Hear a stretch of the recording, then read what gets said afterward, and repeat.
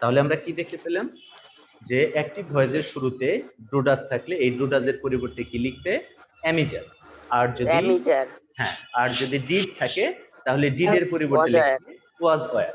এই নিয়মটা তো বুঝছো তাই না? খুব সহজ নিয়ম। জি স্যার। এখন কোশ্চেন হলো যে যদি ডু ডাজ না থাকে অন্য বি ভার্ব থাকে, হ্যাভ ভার্ব থাকে, মডেল ভার্ব থাকে, মানে অন্য টেন্সে থাকে, তাহলে আমরা কি করব? যেমন ধরো বাক্যটা এরকম যদি থাকে, ধরো অ্যাক্টিভে লেখা আছে যে is he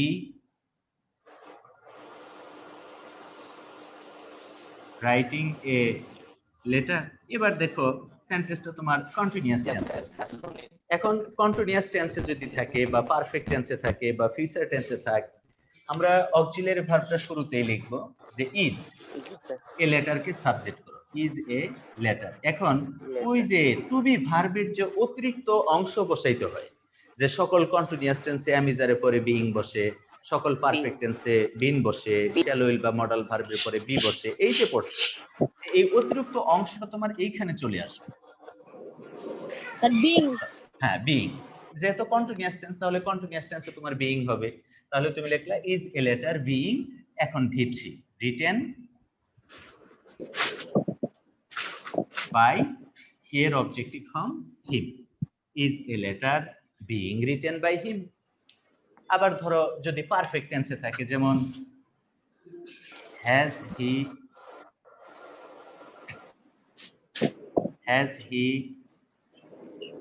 eaten the fruits, has he eaten the fruits। একটা জিনিস খেয়াল করো, আমি এখানে এক্সাম্পল লেখার একটা কারণ আছে। এখানে দেখো সাবজেক্ট হি ছিল, বিদায় হ্যাজ হইছে। এখন আমরা কিন্তু একটা জিনিস খেয়াল করো, এখানে অবজেক্ট কিন্তু লেখা আছে ফ্রুটস, এটা কিন্তু প্লুরাল আছে, তাই আছে না? হ্যাঁ ভাবে। আচ্ছা, এখন প্লুরাল যদি থাকে সেই ক্ষেত্রে প্লুরালে তো আর হ্যাজ বসবে না। হ্যাভ তাহলে আমাকে এখানে লিখতে হবে have the fruits been eaten by the fruits been eaten. তাহলে এই ভার্বটা বসবে এখানে, কি সাবজেক্ট হচ্ছে, এই সাবজেক্ট অনুযায়ী কিন্তু তোমার এই জায়গায় ভার্বটা আসছে। তাহলে হ্যাভ দ্য ফ্রুটস, আর সকল পারফেক্ট টেন্সে কি বসে বিন, বসে হলো বিন। এখানে একটা সুবিধা আছে যে V3 করাই থাকে, ভার্বের পাস্ট পার্টিসিপল ফর্ম করে আছে। তাহলে ইটেন বাই এর অবজেক্টিভ ফর্ম হিম, ঠিক আছে। আবার ধরো যদি এরকম থাকে যে will he do the work, will he do the work প্রশ্নবোধক চিহ্ন। তাহলে তুমি যখন প্যাসিভ করবে তে উইল বাক্যের শুরুতেই বলবে, শুরুতে লিখবে উইল দা ওয়ার্ক, হ্যাঁ বি ডান বাই হিম, হ্যাঁ বি ডান বাই হিম, শেষে কোশ্চেন। এই নিয়মগুলো একবারে সহজ। এখন আমরা একটু খেয়াল করব একটা জিনিস, খুব ভালো করে তোমরা লক্ষ্য করো। যেমন হি, এটা হলো সাবজেক্টিভ ফর্ম, মানে সাবজেক্ট, আর এটার অবজেক্টিভ ফর্ম কি হিম। হ্যাঁ, যেমন হি যেরকম সাবজেক্ট, এটার অবজেক্টিভ ফর্ম হলো হিম, তাই না? একইভাবে হু, এটা হলো সাবজেক্টিভ ফর্ম, এর অবজেক্টিভ ফর্ম হলো হুম। এই হ্যাঁ, হু এর সাবজেক্ট আর এটার অবজেক্টিভ ফর্ম হলো হুম। এছাড়া অন্য যত কোশ্চেন ওয়ার্ড আছে, যেমন হোয়াট, হোয়েন, হোয়ার, এগুলো যা আছে ওগুলো সাবজেক্টিভ ফর্মও যা, অবজেক্টিভ ফর্মও তা একই, ওগুলো কোনো চেঞ্জ হবে না। শুধু চেঞ্জ হবে হু আর হুম, এই দুইটার মধ্যে। এখন এইখানে একটা জিনিস খেয়াল করো, যে অ্যাক্টিভে যখন লেখা আছে যে হু মেক্স আ নয়েজ, এই এক্সাম্পলটা খুব ভালো করে খেয়াল করো। হু মেক্স আ নয়েজ, এই বাক্যে এই হু হলো তোমার সাবজেক্ট, মেক্স হলো ভার্ব, এ নয়েজ হলো অবজেক্ট, ঠিক আছে? তাহলে হু সাবজেক্ট, মেক্স ভার্ব, আর এ নয়েজ হলো অবজেক্ট। আমি প্রথম যেটা করব, এটা রং, ভুল করাই তোমাদেরকে শেখানোর জন্য বা ভালো করে একটু বোঝানোর জন্য। তাহলে দেখো আমাদের নিয়ম কি। এক নাম্বার নিয়ম হলো অ্যাক্টিভ ভয়েসের যেটা অবজেক্ট আছে এটাকে প্যাসিভ ভয়েসের সাবজেক্ট করতে হয়। তাহলে এ নয়েজ, তাই না? আর এটা কোন টেন্স আছে? Present indefinite tense. Present indefinite টেন্সে অ্যামিজার বসে ইজ, কিন্তু সেন্টেন্সটা তোমার ইন্টারগেটিভ, তাহলে এই ইজটা সাবজেক্টের কোথায় চলে আসবে? আগে চলে আসবে। ঠিক আছে না? স্যার এটুকু বুঝতে পারছো? জি স্যার জি is sir a noise, is কেন আগে চলে আসলো? আচ্ছা, এরপরে নিয়ম কি? মেক এর past participle form made by, এখন এই হু এর অবজেক্টিভ ফর্ম হুম, এরকম লেখার কথা, তাই না? এরকম জি, স্যার। কিন্তু লেখার কথা, কিন্তু সমস্যা স্যার। হলো যে এই কোশ্চেন ওয়ার্ড গুলো কখনোই বাক্যের শেষে বসে না। তাহলে এই যে বাই হুম তুমি যেটা লাস্টে লেখতা, তাহলে ওই বাই হুমটাই বাক্যের শুরুতে লিখতে হবে। বুঝতে পারছো কি?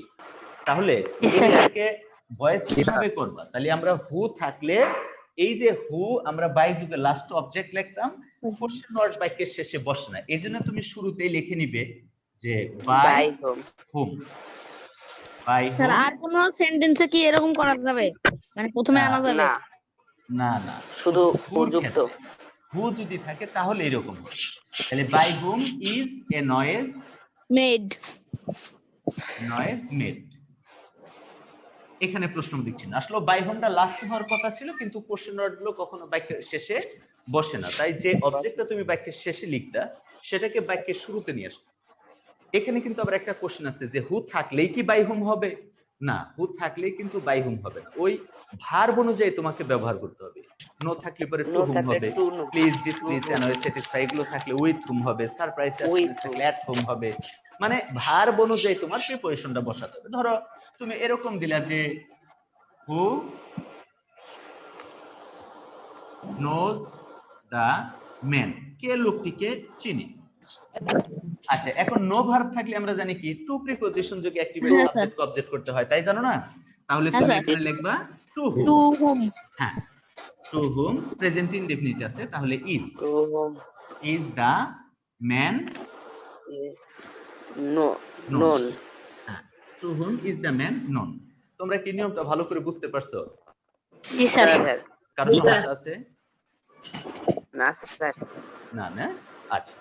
আর যদি আর পরেরটা হলো একবারে সহজ, বাক্যে যদি হুম থাকে তাহলে কোনো সমস্যা নেই। হুম থাকলে তাহলে তোমার হুমের পরিবর্তে হু লিখতে হবে। যেমন এরকম থাকলো যে হুম ডু ইউ ওয়ান্ট। আচ্ছা, তোমরা কি বলতে পারবে এই বাক্যে অবজেক্ট কে? স্যার স্যার হচ্ছে আরেকবার স্যার বলেন। Whom whom do whom you? Do you want, তুমি কাকে চাও? এখানে অবজেক্ট whom? কে? Object sir whom whom. Whom. Thank you very much, good. আসলে বাক্যটা এরকম ছিল, ডু ইউ ওয়ান্ট হুম, তুমি কাকে চাও। অবজেক্টটা লাস্টে থাকার কথা, কিন্তু কোশ্চেন ওয়ার্ড বাক্যের লাস্টে বসে না, এই জন্যই বসে না। অবজেক্টটা তোমার শুরুতে আসছে। এই বেটা হলো তোমার এখানে অবজেক্ট, এটা তো অক্সিলারি ভার্ব, এটা হলো তোমার সাবজেক্ট, আর এটা হলো প্রিন্সিপাল ভার্ব বা মূল ভার্ব। এই অবজেক্টকে আমরা কি করি? অবজেক্টকে সাবজেক্ট করি। তাহলে হু থাকলে হুম থাকলে আমরা লিখবো হু। হু হ্যাঁ, হু who। ইজ এখন ওয়ান্টেড দেখো, বাই ইউ? হ্যাঁ ডু ডাজ আছে, তাহলে প্রেজেন্ট ইনডেফিনিট টেন্স, তাহলে হু ইজ। এখন ওয়ান্টেড ফার্স্ট পার্টিসিপল ফর্ম কি? ওয়ান্টেড ওয়ান্টেড বাই ইউ হইল By সাবজেক্ট, এটার you. অবজেক্টিভ ফর্ম ইউ থাকে। ইউ তাহলে who is wanted by you. ভালো করে বুঝছো? জি স্যার। কারো সমস্যা আছে? না স্যার। না আচ্ছা, স্যার আরেকটা এক্সাম্পল দেখো, যেমন এরকম দিলাম আমি যে home is he teaching English. Hmm is he teaching English, তিনি কাকে ইংরেজি পড়াচ্ছেন। তাহলে এই হুমের পরিবর্তে তুমি কি লিখবা? হু। এখন who? খেয়াল করো, কোন টেন্স আছে? ইজ টিচিং, স্যার এটা কন্টিনিউয়াস Continuous. প্রেজেন্ট কন্টিনিউয়াস হ্যাঁ, তাহলে হুর পরে ইজ বসলো, আর কন্টিনিউয়াস টেন্সে অতিরিক্ত বি ভার্ব কি বসাইতে হয়? Being. বিং। তাহলে হু ইজ বিং, এখন teacher past participle form taught, T A you G H টি। এই টট বানানে কইল ভেজাল আছে, অনেক সময় তোমরা ও লিখে ফেলো, আসলে ও না, টি এ ইউ জি এইচ টি। তাহলে who is being taught English, হ্যাঁ ওইটার মধ্যে কিন্তু ভুল যায়। হ্যাঁ, ইংলিশ বাই এই যে সাবজেক্ট, এই সাবজেক্টের অবজেক্ট হলো হিম। এই যে তোমার এখানে সাবজেক্ট আছে, তাই না? এখানে সাবজেক্ট আছে না, ওইটাকে অবজেক্ট করে দিলে। এই দুইটা নিয়ম বুঝতে পারছো? জি স্যার। স্যার এখন এই হু এবং হুম ব্যতীত অন্য যত কোশ্চেন ওয়ার্ড আছে ওগুলোর কিন্তু সাবজেক্টিভ ফর্ম এবং অবজেক্টিভ ফর্ম সেম, একই। এই জন্য ওগুলোর কোনো পরিবর্তন হয় না। যেমন ধরো আমি এরকম লিখেছি যে, হয় না। পয়েন্ট দিয়ে দিব। আচ্ছা দিলা, আচ্ছা যে এরকম দিছো যে when does he do the work, সে কখন কাজটা করে, when does he do the work. এখন এই বাক্যে হোয়েন যেরকম বাক্যের শুরুতে আছে তুমি প্যাসিভ ভার্বের শুরুতে লিখেই দিবে, ওর কোনো পরিবর্তন নেই। হোয়েন, এখন ডু ডাজ আছে তাহলে আমি যা, হোয়েন ইজ এখন অবজেক্ট কেরা the work, when is the, হ্যাঁ ওয়ার্ক না বি তো হবে না, ইজ তো লেখছে, এটা present indefinite tense. Done by him. হ্যাঁ হ্যাঁ good. When is the work Done done by by এর অবজেক্টিভ ফর্ম দিলা হিম। একদম ক্লিয়ার? স্যার। আরেকটা एग्जांपल দেখো, আমি যদি এরকম লিখি যে হোয়াট হ্যাজ হি ডান, সে কি করেছে, হোয়াট হ্যাজ হি ডান, তাহলে হোয়াট এর তো আর চেঞ্জ হবে না, তাই না? হোয়াটই লিখি, হোয়াট হ্যাজ, What has হ্যাঁ বিন। হোয়াট হ্যাজ, এখন দেখো এটা Been. কোন টেন্সে আছে, হোয়াট হ্যাজ বিন, এরপর What has done, done by him. been By? done by you? Done by, এই যে He, সাবজেক্ট he. হলো হি, তাহলে তুমি হিম লিখলা। এই হলো তোমার ইন্টারগেটিভ সেন্টেন্সের চেঞ্জ অফ ভয়েস। একদম ক্লিয়ার? Yes, জি, sir. আর স্যার। সমস্যা আছে? না স্যার।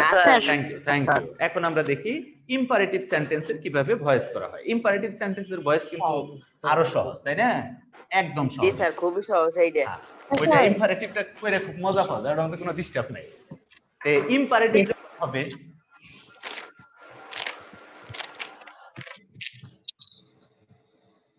ইম্পারেটিভ হইলে তুমি একটা স্ট্রাকচার সবসময় মনে রাখবা যে প্রথমেই let plus object plus plus be. Be plus be ভি3, 3। তারপরে হলো তোমার বাকি অংশ মানে এক্সটেনশন, অতিরিক্ত অংশ যা থাকে। এখন আমরা যেভাবেই করি না কেন শুরুতে আমাকে লেট আনতে হবে, প্রদত্ত সেন্টেন্সের অবজেক্ট, তারপরে বি লিখে মূল ভার্বের পাস্ট পার্টিসিপল, তারপর ওই বাক্যে অতিরিক্ত যত অংশ আছে সব পাস্ট পার্টিসিপলের পরে লিখি। এখন আমি বলছি এরকম যে ধরো অ্যাক্টিভে লেখা আছে speak to him, speak to him, তার সাথে কথা বল, তাহলে এই বাক্যে অবজেক্ট কে হিম, তুমি লিখলা let let him be spoken. হ্যাঁ স্পোকেন, স্পোকেন টু। হ্যাঁ এখন এই যে টুটা অতিরিক্ত রয়ে গেল, ওরে লাস্টে বসাই দিলে। সবসময় তুমি ওই স্ট্রাকচার অনুযায়ী লিখবে, late him be spoken to. বাক্যটা যদি এরকম থাকে যে ধরো টেল হিম টু গো, তাকে যেতে বলো, টেল হিম টু গো, তে তোমাকে Let চিন্তা him করতে to হবে go প্রথমে, to হ্যাঁ, Let him go. object, Let him be told to go. let him be Be told to go. told, এখন টু গো অতিরিক্ত আছে, ওরে লাস্টে বসাই দিলে to go, let him be told to go। কখনো কখনো হয়তো তোমার নাউন ক্লজ থাকতে পারে, যেমন এরকম দিলাম যে ডু হোয়াট ইউ লাইক, তোমার যা মন চায় তাই করো। এই হোয়াট ইউ লাইক পুরোটা কিন্তু অবজেক্ট, Sir, তাহলে তুমি কি লিখবা, জি, what sir. you like be Yeah. let What you let, what you what you like be done. Like be, এখন এই ডু এর পাস্ট পার্টিসিপল ফর্ম হইলো ডান। ডান। হ্যাঁ এই নিয়মটা বুঝতে পারছো সবাই? জি স্যার। আচ্ছা জি, এখন স্যার। সেন্টেন্সে যদি ডু নট অথবা ডোন্ট থাকে বা নেভার থাকে বা অলওয়েজ let থাকে, not. হ্যাঁ ডু নট বা ডোন্ট থাকলে আমরা কি লিখবো, লেট Let নট। আর যদি Let অলওয়েজ not. বা নেভার থাকে সেটা ভি3 এর পূর্বে বসানোই বেটার। যেমন এরকম দিলাম যে do not make a noise, don't make a noise. আচ্ছা তাহলে আমরা শুরুতে কি লিখবো, a noise Let be not made. Let Be made. not. Noise be made. noise be Made. made, let not a noise be made। আবার যদি থাকে always speak the truth, always speak the truth, always speak the truth, তাহলে তুমি লিখবা let Let the truth always be spoken. let the truth be, এই যে এখানে always লিখে দিবে, অলওয়েজ স্পোকেন। মানে অ্যাডভার্ব গুলো এই V3 এর পূর্বে লেখাই ভালো। কেউ যদি লেখে যে let the truth B spoken always, ওই বাক্যটাও কিন্তু কারেক্ট, কিন্তু আমাদের সবচেয়ে ভালো হইল যে অ্যাডভার্ব গুলোকে V3 এর পূর্বে ব্যবহার করা উচিত। আর যদি নেভার টেল এ লাই থাকে, নেভার টেল এ লাই এই নেভার দিয়ে কয়েক ভাবে করা যায়। যেমন ধরো এরকম থাকলো যে নেভার টেল এ লাই, নেভার টেল এ লাই। আচ্ছা, তুমি লিখতে পারবা যে let never a lie be told. আবার তুমি যদি এরকম করো যে let a lie be never told, তাও হবে। অথবা তুমি যদি বলো যে let not a lie be, তাহলে এই নেভারের পরিবর্তে এভার লিখবা, এভার টোল্ড। এভার। তোমার যেটা ভালো লাগে তুমি সেভাবে লিখতে পারো, ঠিক আছে? হ্যাঁ। আবার যদি কেউ লেখে এভার বি টোল্ড, তাতেও কিন্তু হবে, ওইটা কিন্তু বাক্য ভুল হবে না। তুমি এরকম লেখলা let not a lie ever be told, এটাও যদি লেখো সেটাও কিন্তু বাক্যটা কারেক্ট হবে। তবে আসলে অ্যাডভার্ব গুলো V3 এর পূর্বে বা পরে বসানোই বেটার, তাই আমি এইভাবে লিখলাম যে let not a lie B ever told. আচ্ছা, আবার সবচেয়ে সহজ নিয়ম হলো ইম্পারেটিভ সেন্টেন্সে তুমি দেখবা যে সেন্টেন্সে যদি প্লিজ বা কাইন্ডলি থাকে, তাহলে এই প্লিজ বা কাইন্ডলি এর পরিবর্তে শুরুতে লিখবা ইউ আর রিকোয়েস্টেড টু। এরপরে যা আছে তাই লিখবা। যেমন ধরো এরকম লেখা আছে যে please come here, come here. এগুলো আসলে ব্যাড ইংলিশের পর্যায়ে পড়ে, এগুলো চেঞ্জ অফ ভয়েস হয় না, অনেকটা ব্যাড ইংলিশের পর্যায়ে আসে। তবুও যদি এরকম দেয় প্লিজ বা কাইন্ডলি থাকলে তুমি লিখবা you are requested, you are requested you are requested to come here, come here। তাহলে প্লিজ বা কাইন্ডলি থাকলে তার পরিবর্তে আমরা কি লিখব, you are requested টু। আচ্ছা, আর আরেকটা নিয়ম হইলো যে ইম্পারেটিভ সেন্টেন্সে যদি কখনো কখনো ওই যে ব্যক্তিবাচক অবজেক্ট যেগুলো, এই ব্যক্তিবাচক অবজেক্টের পূর্বে কখনো প্রিপজিশন টু, কখনো বা ফর উজ্জ থাকে। যখন ব্যক্তিবাচক অবজেক্টের আগে প্রিপজিশন টু বা ফর উজ্জ থাকে, এই অবজেক্টকে তখন বলা হয় ডেটিভ অফ ইন্টারেস্ট বা ইথিক্যাল ডেটিভ। কি বলে? ডেটিভ অফ ইন্টারেস্ট বা ইথিক্যাল ডেটিভ। হ্যাঁ, তুমি যখন প্যাসিভ করবা তখন ওর পূর্বে কি প্রিপজিশন উজ্জ আছে এটা বসিয়ে দিতে হবে। যেমন আমি তোমাকে এরকম দিলাম যে বাই মি এ শার্ট, আসলে বাংলা করো দেখো, বাই মি আমাকে কিনো এ শার্ট একটি জামা। আমাকে কিনো না আমার জন্য কিনো না আমার কাছে কিনো? আমার জন্য কিনো। এই মি এর পূর্বে তোমার প্রিপজিশন কি আছে? ফর সাইলেন্ট আছে, তাই আছে না? তুমি যখন প্যাসিভ করবা তখন ওই বেটার পূর্বে প্রিপজিশন ফরটা তোমাকে বসায় দিতে হবে। তুমি লিখবা যে লেট এ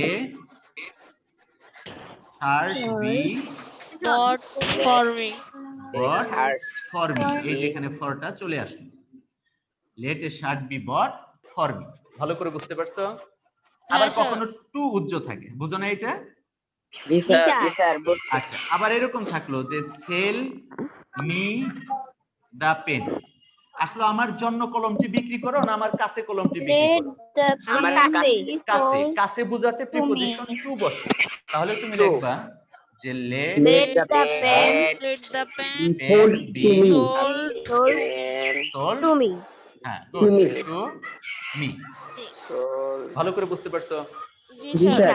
এগুলো তোমার ইম্পারেটিভ সেন্টেন্সের চেঞ্জ অফ ভয়েস। তা আমরা এতক্ষণ আলোচনা করলাম যে অ্যাক্টিভ থেকে কিভাবে প্যাসিভ করা যায়, তাই না? এখন আমি এই সেন্টেন্সটা আবার উল্টিয়ে দিই, মূলত ভয়েস শেষ, এখন আমরা প্যাসিভ থেকে অ্যাক্টিভ করব। 20 মিনিটের মধ্যে শেষ হয়ে গেল, এত তাড়াতাড়ি করার। হ্যাঁ স্যার 20 বলতেছে মিনিটের মধ্যে শেষ হয়ে গেল। এখন আমরা একটু চেঞ্জ করে দেখো, পরে লিখে নেই প্যাসিভ থেকে আমরা এবার অ্যাক্টিভ করব। আসলে যারা অ্যাক্টিভ থেকে প্যাসিভ ভালো করে করতে পারছো তারা প্যাসিভ থেকে অ্যাক্টিভ খুব সহজেই করতে পারবে। Passive into active. আমরা এখন প্যাসিভ ভয়েসকে অ্যাক্টিভ ভয়েস রূপান্তর করব এইভাবে। যেমন ধরো A letter is written by me. A letter is written by me. তুমি যখন I প্যাসিভ থেকে write a letter. হ্যাঁ প্যাসিভ থেকে তুমি যখন অ্যাক্টিভ করবে তুমি খেয়াল করবে যে এই বাক্যে প্রিপজিশন যুগে অবজেক্ট আছে কিনা। যদি প্রিপজিশন যুগে অবজেক্ট থাকে এই প্রিপজিশন বাদ দিয়ে অবজেক্টকে সাবজেক্ট করবে। হ্যাঁ অবজেক্টকে সাবজেক্ট করব আমরা, তাহলে কি হবে আই। আর এই টু বি ভার্ব অনুযায়ী তুমি টেন্স ফাইন্ড আউট করবা। যদি দেখো শুধু অ্যামিজার আছে তাহলে প্রেজেন্ট ইনডেফিনিট, শুধু ওয়াজ ওয়্যার আছে তাহলে পাস্ট ইনডেফিনিট, শ্যাল উইল এর পরে বি আছে তাহলে ফিউচার ইনডেফিনিট। আবার যদি দেখো অ্যামিজারের পরে বিইং আছে তাহলে প্রেজেন্ট কন্টিনিউয়াস। এই টু বি ভার্ব অনুযায়ী তুমি টেন্স ফাইন্ড আউট করবা। এখানে আমরা শুধু ইজ দেখতে পাচ্ছি, মানে এটা প্রেজেন্ট ইনডেফিনিট। এখন প্রেজেন্ট ইনডেফিনিটের গঠন কি? সাবজেক্ট প্লাস মূল ভার্বের প্রেজেন্ট ফর্ম। তাই হলো I right. I write a এখন letter. এই প্যাসিভের যেটা সাবজেক্ট ছিল এটাকে অ্যাক্টিভের অবজেক্ট করবা। আই রাইট এ লেটার, তাই না? I write a letter. সবাই কি বুঝতে পারছো? জি স্যার। Yes. টিচার আরেকটা দেখো, যেমন এরকম দিছি যে the work has been done by me done by, একটু চেঞ্জ করে দেই them, the work has been done by them।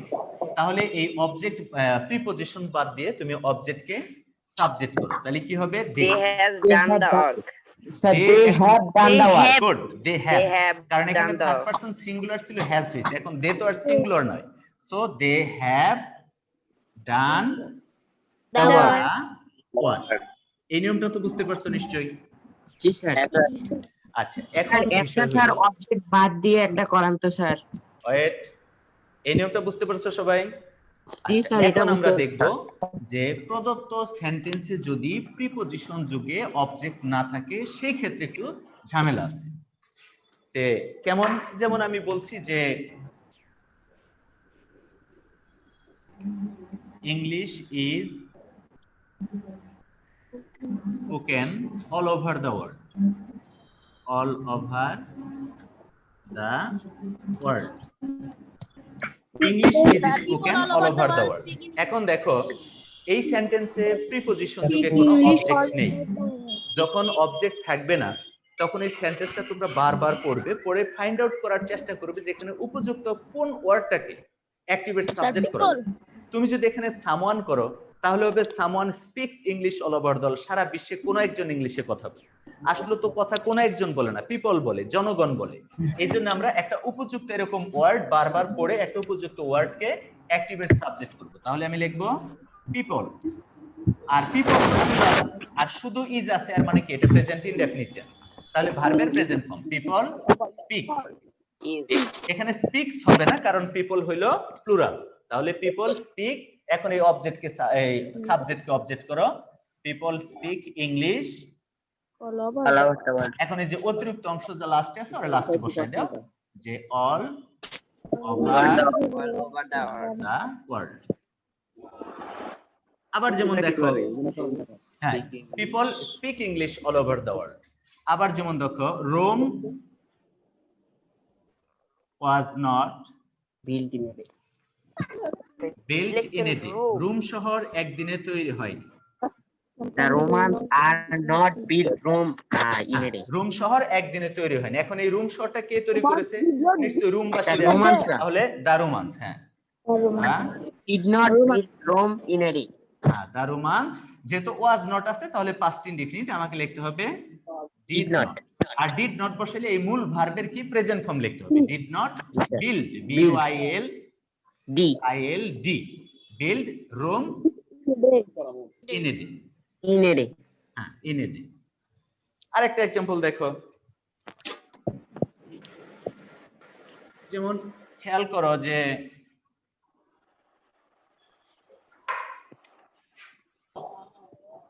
a tree বা the tree দেই,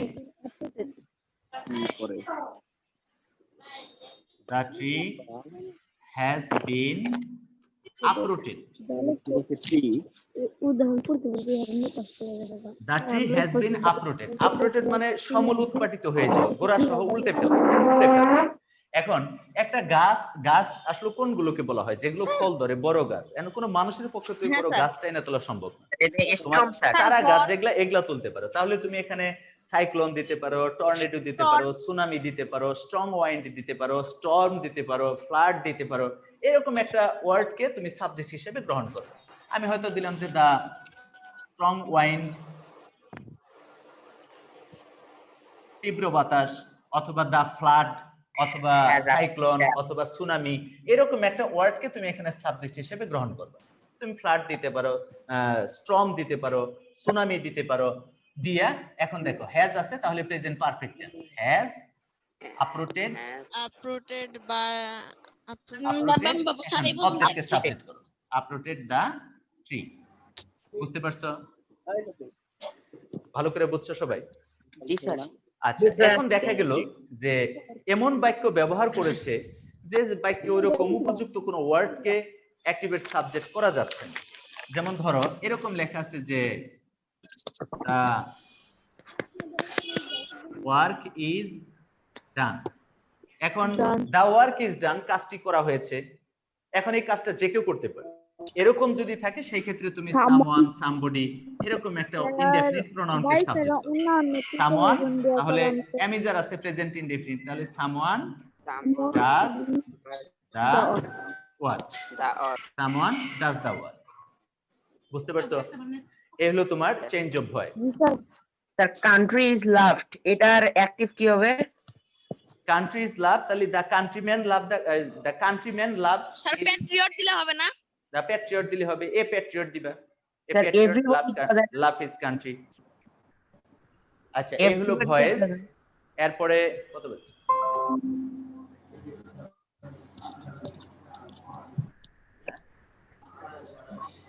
আচ্ছা, এখন কয়েকটা ভয়েস কি তোমাদের করতে দিব? then প্র্যাকটিস করবা? আচ্ছা, আমি এক কাজ করি, change into active or passive, ঠিক আছে? জি স্যার। আমরা আগে, হ্যাঁ, মানে আমি ওটা লিখে দিব না, আমি কিন্তু ওই ব্র্যাকেটে লিখবো না যে এটা অ্যাক্টিভ করবা না প্যাসিভ করবা। উপরে আমি ডাক লিখে দিব change into active or passive. যদি প্যাসিভ থাকে তাহলে তুমি অ্যাক্টিভ করবা, অ্যাক্টিভ থাকলে প্যাসিভ করবা। আমি উপরে এরকম ভাবে লিখে দেই যে change into active or passive. মানে অ্যাক্টিভ থাকলে প্যাসিভ করবা আর প্যাসিভ থাকলে অ্যাক্টিভ করবা। যেমন এক নম্বরে লেখা আছে milk the cow. Milk the cow. 2 number, sir এটা কি আমরা করব? হ্যাঁ করো, এখনই করো, নগদেই তোমরা প্র্যাকটিস করো আর আমি এখনই অ্যানসার বলে দেব। ঠিক আছে স্যার। হ্যাঁ, take care of your health.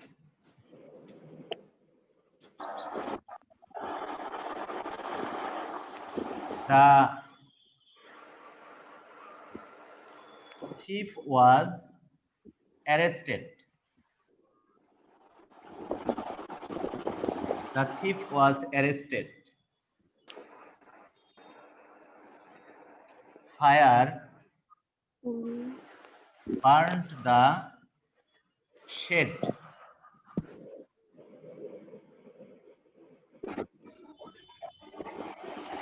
Panic seized the writer. Panic seized the writer. Sir লাস্টের তার একবার একটু বলেন তো।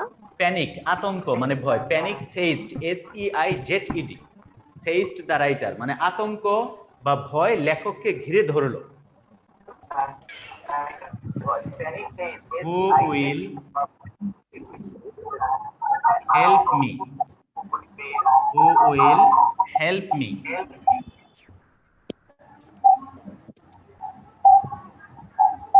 Whom has he punished? Whom has he punished? বাঁশি বাজায় কে? এই ডিস্টার্ব করো না, কে জানে শব্দ করো, এটা করো না, তাহলে সবারই ডিস্টার্ব হয়। Whom has he punished?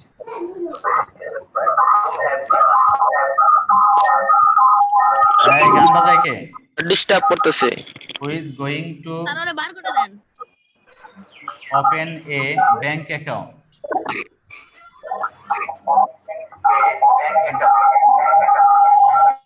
Sir শব্দ করতেছে স্যার। কানে লাগে স্যার, কানে। He is going to open a bank account. আর কান ফাটে গেল। এই শব্দ করে কে? She, her. স্যার একজন অভি নামে একজন করতেছে শব্দ। এই শব্দ করলে এখান থেকে কিন্তু বের করে দিবে, তখন ঝামেলায় পড়বে। She hurt herself. তোমরা এই কয়েকটা প্র্যাকটিস করো।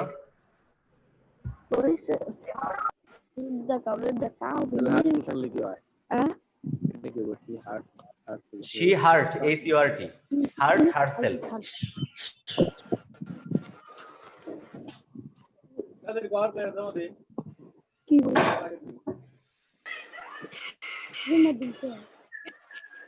প্রথমটা milk the cow, 2 number take care of your health, 3 number the thief was arrested, 4 number fire burnt the shed, 5 panic seized the writer, 6 who will help me, 7 whom has he punished, 8 he is going to open a bank account, 9 she hurt herself.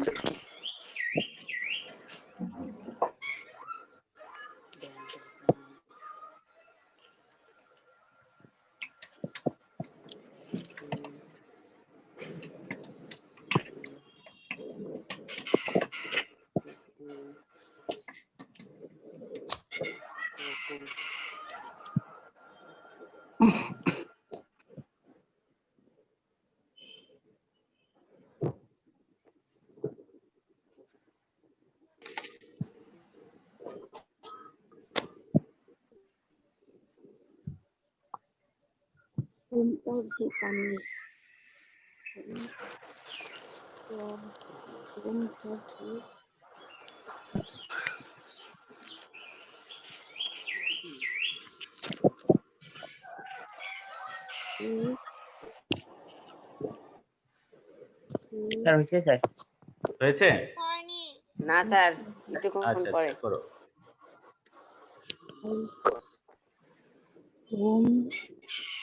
যার লেখা হয়েছে সে একটু revise করো, দেখো ঠিক আছে কিনা, আর এর মধ্যে বাকিরা করে ফেলো।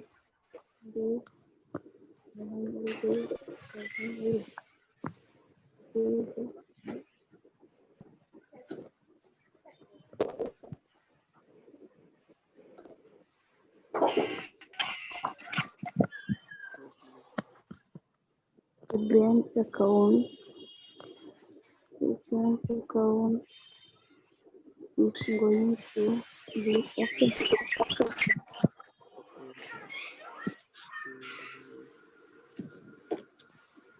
By whom will help me?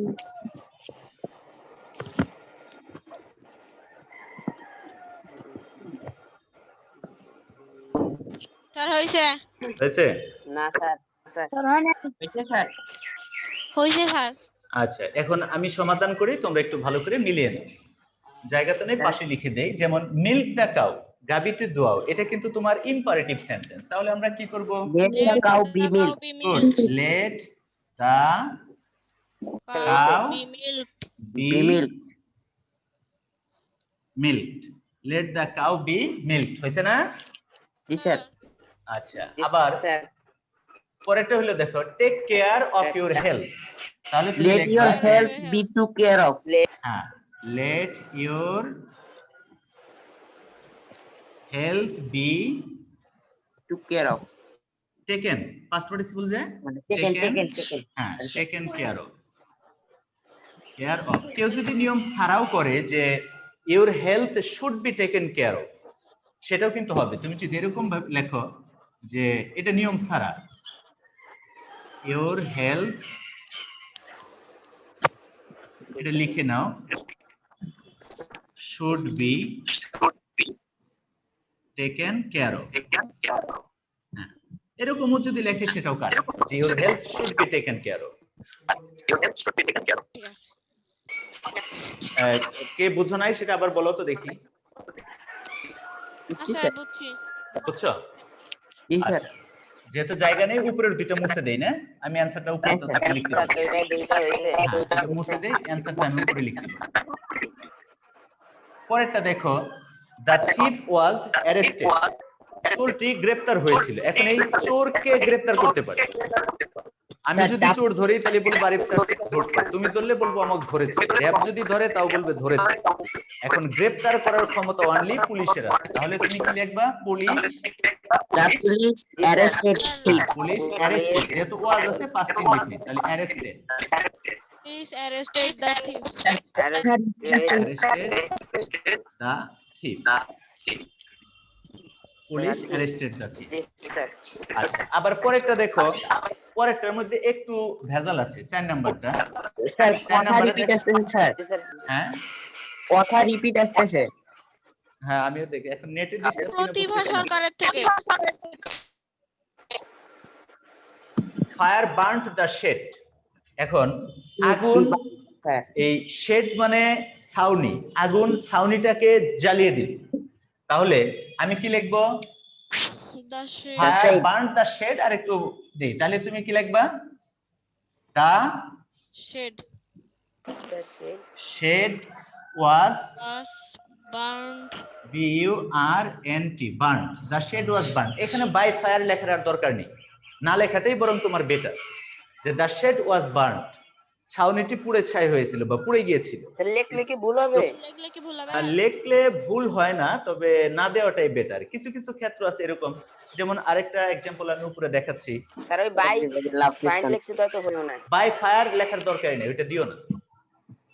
আরেকটা এক্সাম্পল আমি তোমাদেরকে দেখাচ্ছি অতিরিক্ত, যেমন আমি যদি এরকম ভাবে লিখি যে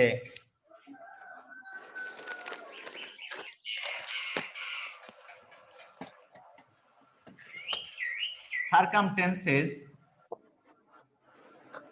obliged বাংলা me, একটু বলবেন, বোঝাচ্ছে না। CIRCUMSTANCES, circumstances মানে পরিস্থিতি, circumstances obliged me to go there, পরিস্থিতি আমাকে সেখানে যেতে বাধ্য করলো। circumstances, CIRCUMSTANCES, circumstances obliged me to go there, পরিস্থিতি আমাকে সেখানে যেতে বাধ্য করলো। এখানে মি হইল অবজেক্ট, এটাকে তুমি সাবজেক্ট করলা। আই obliged আছে মানে past indefinite tense, তাহলে I was obliged obliged to go there, to go there. to go there। এখানে তোমার এই বাই সার্কামস্ট্যান্সেস না লেখাটাই বেটার, এটা তোমরা লিখবে না। যে কেউ কিন্তু এরকম বলে না যে পরিস্থিতি কর্তৃক আমি সেখানে যেতে বাধ্য হয়েছিলাম, সবাই নরমালি বলে যে আমি সেখানে যেতে বাধ্য হয়েছিলাম। তো এখানে বাই সার্কামস্ট্যান্সেস দেওয়ার কোনো প্রয়োজন নেই, আগের বাক্য এরকম বাই দ্য ফায়ার লেখার কোনো প্রয়োজন নেই। জি স্যার। আচ্ছা, পরেরটা দেখো 5 নাম্বার। 5 নাম্বার লেখা আছে প্যানিক সেজড দ্য রাইটার। প্যানিক মানে আতঙ্ক বা ভয়, সেজ মানে ঘিরে ধরা, দ্য রাইটার মানে লেখক। আতঙ্ক লেখককে ঘিরে ধরলো, তাহলে তুমি কি স্যার, লিখবা? The writer The writer was seized by panic. Seized with sir, seized with, writer seized was, with panic, হ্যাঁ was seized. With sir. Good, with হবে এখানে, কিন্তু বাই হবে না। সিজ থাকলে পরে উইথ প্রিপোজিশন বসে, উইথ প্যানিক। এটা গেল। The writer was seized with panic. 6 number দেখো, হু উইল হেল্প মি। তাহলে হু থাকলে পরে এখানে অন্য কোনো ভার্ব নাই, সো বাই হুম লিখতেই পারি আমি, তাই না? জি স্যার বাই হুম উইল, এরপরে সাবজেক্ট এই মি, এটাকে সাবজেক্ট করো, বাই হুম উইল আই, আর ফিউচার ইনডিফিনিট টেন্স অতিরিক্ত I. বসবো তোমার বি, তাই না?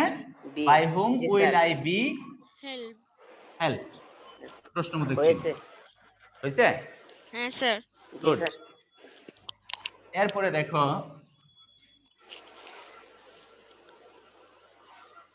এখানে লেখা আছে হুম হ্যাজ হি পানিশড, সে কাকে শাস্তি দিয়েছে। তাহলে হুম তো অবজেক্টিভ ফর্ম, এটার সাবজেক্টিভ ফর্ম লেখলা যে হু। হু হ্যাজ তাহলে কোন টেন্স আছে? Perfect tense. তাহলে হু হ্যাজ সকল পারফেক্ট টেন্সে বসে কি? বিন। তারপরে পাস্ট পার্টিসিপল ফর্ম, বিন জি স্যার হয়েছে। Punished by by him. By প্রশ্ন হিম এই সাবজেক্টের অবজেক্ট করলা বাই হিম। হইছে? জি স্যার। আর তারপরে নিয়মটা হলো যে এই যে he is going to open A bank account, এই যে I am going to, is going two, are going to, have to, has to, এগুলো যদি থাকে টু পর্যন্ত ঠিক রেখে বি লিখতে হয়, তাহলে অবজেক্ট কারা? A bank account. account. A bank account. A bank account is going to পর্যন্ত ঠিক রেখে অতিরিক্ত দিলে বি, তারপর মূল ভার্বের past participle form open, opened জি, বাই স্যার। এর objective by form him. Him, right? হইছে। লাস্ট ওয়ান দেখো, হয়েছে? এটা হয়েছে? জি স্যার। হ্যাঁ, থ্যাংক জি, ইউ, স্যার। অনেক ভালো বুঝেছো। আবার she hurt herself, reflexive pronoun আছে, আমরা জানি যে যদি রিফ্লেক্সিভ প্রোনাউন অবজেক্ট থাকে সেই ক্ষেত্রে অবজেক্টকে সাবজেক্ট, সাবজেক্টকে অবজেক্ট, এগুলো কিছুই করতে হয় না, শুধু টেন্স না। অনুযায়ী ভার্বের প্যাসিভ করতে। তাহলে তুমি লিখবে she Verb A. Was, She ওয়াজ হইলো কারণ She দেখো was hearted. এটা যদি প্রেজেন্ট টেন্স হইতো শি থার্ড পারসন সিঙ্গুলার, তাহলে হার্টের সাথে এস বেস হইতো। হার্টের কিন্তু তিনটা ফর্মে, হার্ট হার্ট হার্ট, তাহলে she was hurt Hearted by herself. Herself, by she was hurt by herself. হয়েছে? জি স্যার। আচ্ছা, জি তাহলে আমরা স্যার। আজকে একটা ভুল গেছে। একটা ওটা ব্যাপার না। তাহলে আজকে আমরা আলোচনা করলাম যে ভয়েসের কোন ক্লাস যে নিয়ে। ওই আজকে উইকের বাবারা জায়গায় এই পাই। পর্যন্তই থাকে, এটা নেক্সট ক্লাসে আবার তোমাদের যেগুলো সমস্যা সেগুলো নিয়ে আবার আলোচনা করব, কেমন? তাহলে স্যার সবাই আজকে বিকেল বিকেল হ্যাঁ বাবা, বিকেল আসবে ক্লাস লাইভে। বিকেলে ক্লাস তো তো কি দিব সোমবার, স্যার। সোমবার দিন আছে। আর এই সপ্তাহে তো রুবেল স্যার ক্লাস নিল না। ও রুবেল স্যারের বাবা অসুস্থ, বুঝছো, ওই জন্য উনি একটু ঢাকাতে দৌড় পারতেছেন, সামনের সপ্তাহে ক্লাস নেবেন। ওনার ও। ফাদার মানে খুব সিরিয়াস অসুস্থ, যার জন্য যে স্যার আসতে পারেনি। সামনের সপ্তাহে ইনশাল্লাহ উনি নেবেন। আর আমার ক্লাস আবার আছে সোমবার দিন বিকেল। এমনি বৃদ্ধ মানুষ তো, তোমার নানা বিধে এমনি সমস্যা, হাসপাতালে ভর্তি আছেন, বয়স্ক মানুষ। বাবাজিরা, মামনিরা, তোমরা সবাই ভালো থাকো। আল্লাহ হাফেজ, আসসালামু আলাইকুম। স্যার আসসালামু আলাইকুম। জি স্যার। ওয়ালাইকুম আসসালাম।